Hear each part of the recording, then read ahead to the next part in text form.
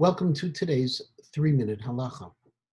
The Shemona Esrei that we recite consists of three sections. The first section of three brachot is the section that is shevach, praise to God. The middle section of 13 brachot are the bakashot, the requests we make of God. And the last three brachot, the final section is hoda'ah, the thanks we give to God. Those three sections have a halachic importance. For example, if you make a mistake within the first section of brachot, the first three, you need to go back to the beginning. That's precisely what happens during the Aseret Yemei Teshuvah. If a person said Hakel HaKadosh, the third bracha, instead of the special version, Hamelech HaKadosh, you'd go back and start your Shemona Esrei all over again. The same thing occurs with the last three brachot. If you make a mistake that would require saying it over, you go back to Ritzei, even if you said the Ritzei correctly. But what about the middle section? The Gemara Brachot, Daf Lamed Daled Amud Aleph, in the name of Rav Huna, says that the middle section is the same as both the first and the third. If you make a mistake, you go back to the beginning, to the Bracha V'Tachonein. Whereas Rav Asi disagrees, and he says, Ein lahen seder. There's no order that is mandated. And therefore, if I made the mistake with the fifth bracha, and I only remembered after the seventh bracha, after that seventh bracha, I would insert the fifth, say it correctly, and then move on with the eighth, ninth, etc. along the way.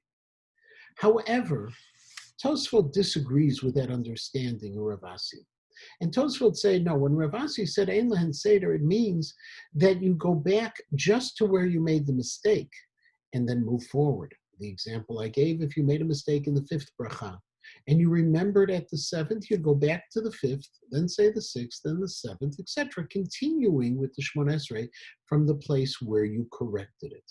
That is the halacha also in the Shulchan Aruch and Siman Kuf Yutet, Sif Gimel, that you just need to go back to where you made the mistake. But what kind of mistakes are we talking about? The Vilna Gaon says the mistake is not that you skipped a word here or there, but you made a mistake in the closing bracha of each one of the brachot. That's significant. But if you made a mistake in the course of the text leading up to that bracha, it's not as significant and you would not have to repeat it. The Bir Halacha, however, does add that there's another type of mistake. If you change the nature of the bracha, of those opening words in some way that changes its whole meaning, then you would also have to repeat that bracha from where you remember it. One final example is brought by the Chayei Adam. The Chayei Adam suggests what happens if you lost your place in the course of davening. It's something that happens often when people say the Shemona Esrei by heart and are distracted and then don't remember where they were.